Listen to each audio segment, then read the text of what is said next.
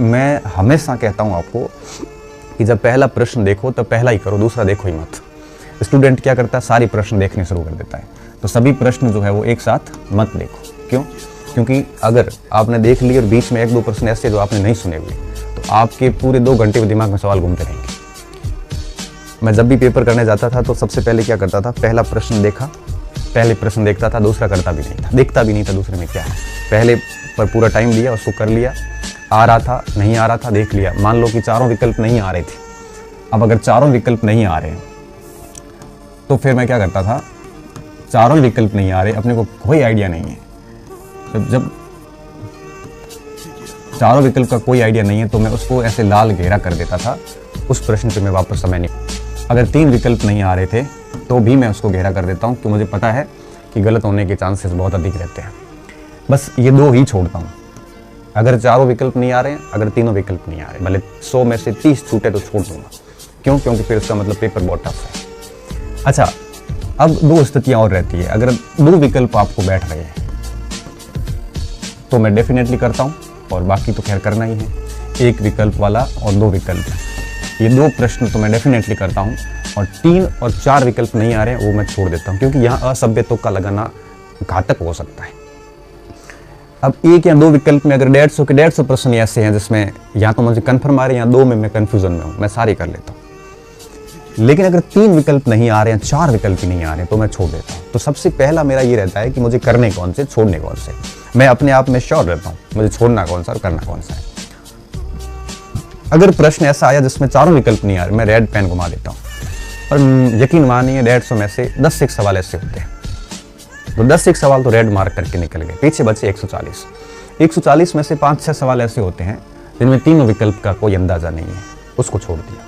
15 प्रश्न छूट गए। ठीक है, 15% का क्या मतलब हुआ? 15% का मतलब हुआ आपके लगभग 90%। ठीक है, 90% सवाल, 15% 10% सवाल सॉरी वो छोड़ दिए। अब 90% सवाल मैं पूरे मन से करूंगा। अब जो शेष मान लो ये 10% ऐसे सवाल होते हैं, इनको तो आप रेड पेन कर दो ताकि आपका समय खराब नहीं होगा। अब इनमें से भी कई ऐसे सवाल होते हैं जो ललचाते हैं, कर ले, लेकिन मैं ऐसा कहता हूँ मत करना। क्यों? क्योंकि अगर आइडिया नहीं है तो गलत करने से बेहतर है अपना समय यहाँ दे दो। अब 90% सवाल ऐसे होते हैं जो 1 या 2 विकल्प में से होते हैं। 1 विकल्प वाला तो हाथों हाथ सही हो जाता है।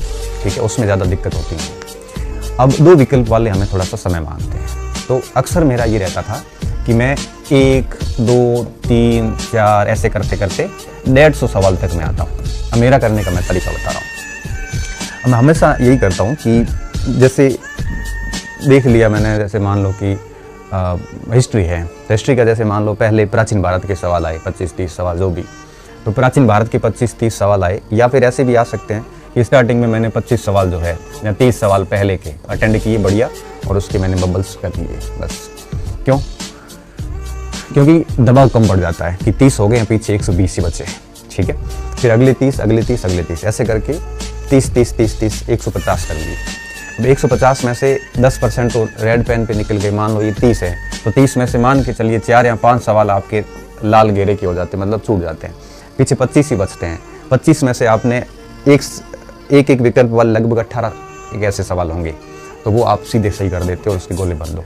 अब इसमें से मान लो 4 या 5 ऐसे बचे जो 2 विकल्प में सोचने की आवश्यकता है, उस पर टिक मार्क करके रख दो, क्योंकि उसके ऊपर अपन बाद में समय और देंगे।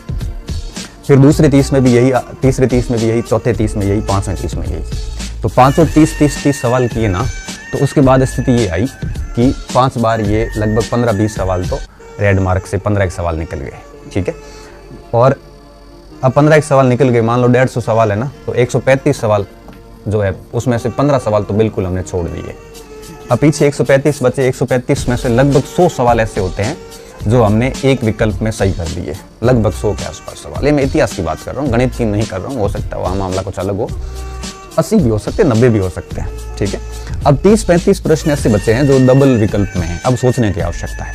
फिर मैं उसको वापस लाता हूँ, पेपर को पहले प्रश्न से शुरू करता हूँ। ओएमआर शीट को देखता हूँ, ये 8वां छूटा हुआ, सीधा 8वें प्रश्न पे जाता हूँ। ओएमआर शीट में 8वां प्रश्न खाली है, देखा 8वां खाली, 8वें प्रश्न पे जाता हूँ, उसको वापस पढ़ता हूँ, 2 में से कौन सा विकल्प मुझे ज़्यादा ठीक लग रहा है उनको मैं कर लेता हूँ। फिर देखा 16वां छूटा हुआ, फिर वही ओएमआर शीट में देखता हूँ, क्योंकि पेपर में ऐसे चेक करेंगे ना तो समय लग जाता है। ओएमआर शीट में चेक करो कि कौन सा खाली रहा होगा, फिर देखता 16वां खाली है, सीधे 16वें पे जाओ, 16वें को ठीक से चेक करो। जैसे ही आप 16वें को चेक करोगे आपको लगेगा कि हाँ ये किया जा सकता है, फिर मन नहीं मान रहा है तो छोड़ सकते हो, लेकिन मेरा ये मानना है कि 2 विकल्प वाले हम ऐसे छोड़ नहीं सकते, ठीक है, फिर रिस्क कुछ तो लेनी पड़ेगी। ऐसे करते करते ओएमआर शीट के अंदर वो 15-20 सवाल थे, वो भी हमने लगभग भर दिए। अब हमारा पेपर ऑलमोस्ट हो गया है, पीछे अब समय भी ज़्यादा नहीं शेष बचेगा। जल्दबाजी बिल्कुल नहीं करते, ठीक है। मान लो कि 2.5 घंटे का पेपर है, तो 2.5 घंटे का पेपर है, मान लो 150 मिनट है, तो हर भाग को आधा घंटा दे दो आप आराम से। तो पहली बार निकलोगे तो ऐसे 20-20 मिनट में हो जाता है, मतलब जैसे एक घंटे 1.25 घंटे में पेपर हो जाता है, 1-1.5 घंटे में हो जाएगा। फिर आधा घंटा पीछे उन कन्फ्यूज़न वाले सवालों को दे दो। तो इससे क्या होता है कि फिर लास्ट में 15-20 मिनट ओएमआर शीट वापस देख लो कि छूटे कौन कौन से, फिर छूटे हुए ये 15 सवाल ही होते हैं, ठीक है। वो वापस चेक कर लो कि क्या फिर इनमें कोई गुंजाइश है करने की, नहीं गुंजाइश है तो छोड़ दो फिर। तो इस तरह से आप ओएमआर शीट को हैंडल किया करो, 30-30 के कर लो, ठीक है, 5 भागों में पेपर बांट लो।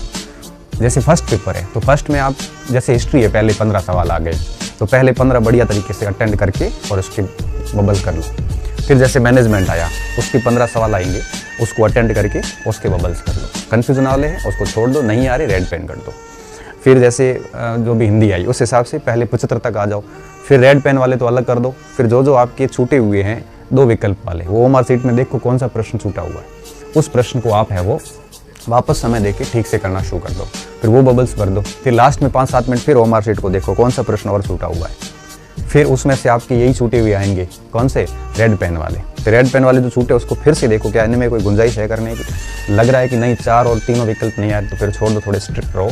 मन पर नियंत्रण बहुत ज़रूरी है, ज़्यादा करने के चक्कर में बाहर हो जाते हैं, ठीक है। सभ्य तुक्के ना लगाएं, सभ्य तुक्के ज़रूरी है, सभ्य तुक्के मतलब 2 विकल्प में जब बात आती है तो वो सभ्य तुक्का होता है, इधर यह सभ्य तुक्के बिल्कुल ना लगाएं। इस तरह से पूरा पेपर करें। अब एक चीज़ और भी है यहाँ पे, अगर आप कंफ्यूज होते हैं चीज़ों में, है ना, तो उसमें क्या कर सकते हैं हम।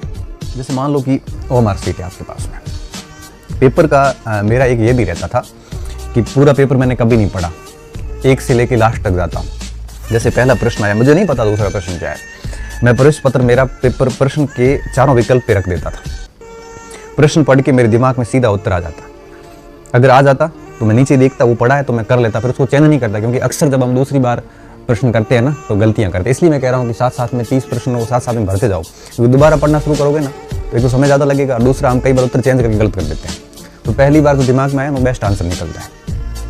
फिर मैं देखा कि पहला प्रश्न मैंने पढ़ा, पढ़ते ही मेरे दिमाग में विकल्प आ गया, मैंने प्रश्न पत्र हटाया, 4 में से 1 विकल्प पढ़ा था, मैंने कर लिया उसको बस, ठीक है। फिर मैंने दूसरा देखा, दूसरा सवाल देखा तो मुझे उसके प्रश्न पढ़ने के बाद मेरे दिमाग सुन कुछ भी नहीं आ रहा, 4 ऑप्शन देखे, 4 नहीं सुने, रेड कर दिया बस।